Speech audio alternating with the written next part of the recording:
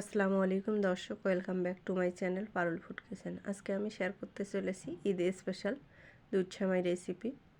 পুরো ভিডিওটা দেখার অনুরোধ রইল। এটা একটা সিম্পল রেসিপি, আমরা সবাই এ ধরনের রেসিপি বানাইতে পারি, তবে নতুন যারা তাদের জন্যে আজকের আমার এই দুধ সেমাই রেসিপি। চলেন তাহলে শুরু করা যাক। আমি এখানে দুধ নিয়েছি হাফ লিটার। দুধটাকে চুলায় বসিয়ে দিয়েছি। তারপর এখানে আমি হাফ কাপ গুঁড়া দুধ অ্যাড করে নিলাম।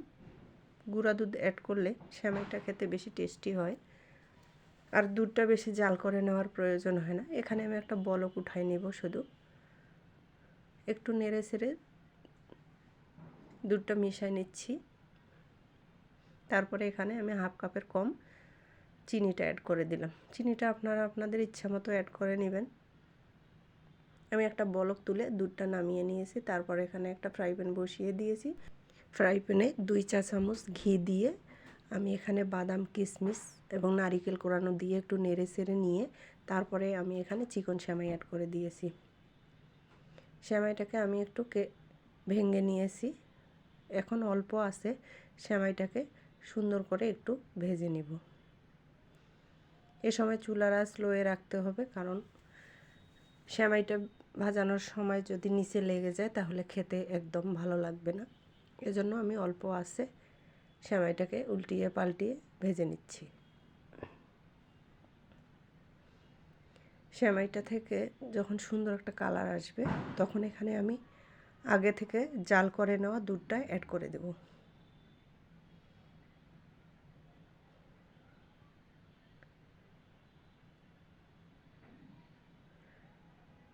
এভাবে উল্টিয়ে পাল্টিয়ে বেশ কিছুক্ষণ ভেজে নিচ্ছি সেমাইটা।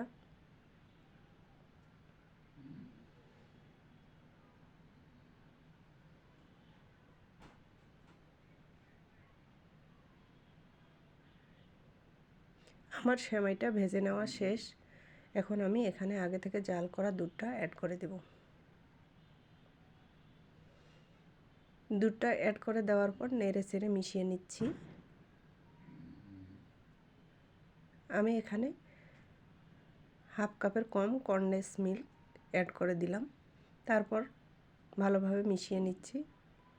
তারপরে এখানে সেমাইটা আমি 2 মিনিট কুক করে নিয়েছি। দুধ দেওয়ার পর নেড়ে চেড়ে এখন আমার কিন্তু সেমাইটা তৈরি হয়ে গেছে। নামিয়ে নিচ্ছি। এটা অল্প সময়ে তৈরি করে নেওয়া যায়। দেখেন কত দুর্দান্ত হয়েছে খেতে। কিন্তু এ ধরনের সেমাই রেসিপি মজাদার হয়, আপনারা ট্রাই করতে পারেন। আপনারা আমার চ্যানেলে নতুন হয়ে থাকলে আমার চ্যানেলটিকে সাবস্ক্রাইব করে আমার চ্যানেলের পাশেই থাকতে পারেন। আমি বাদাম, কিশমিশ দিয়ে ডেকোরেশন করে আপনাদের দেখাচ্ছি।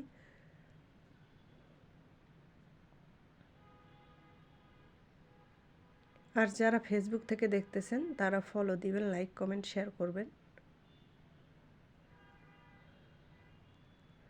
এরকম সিম্পল রেসিপি পেতে আমার চ্যানেলটির পাশে থেকে যেতে পারেন। আর আমার এই সিম্পল রেসিপিগুলো যদি আপনাদের ভালো লেগে থাকে তাহলে চ্যানেলটিকে সাবস্ক্রাইব করে পাশে থাকা বেল বাটনটি অন করে রাখবেন, যাতে আমি নতুন ভিডিও দেওয়ার সাথে সাথে নোটিফিকেশন আপনাদের কাছে পৌঁছে যায়। ভালো থাকবেন, সুস্থ থাকবেন। আর একটা নতুন রেসিপি নিয়ে আমি আপনাদের সামনে আসবো ইনশাআল্লাহ। আল্লাহ হাফেজ।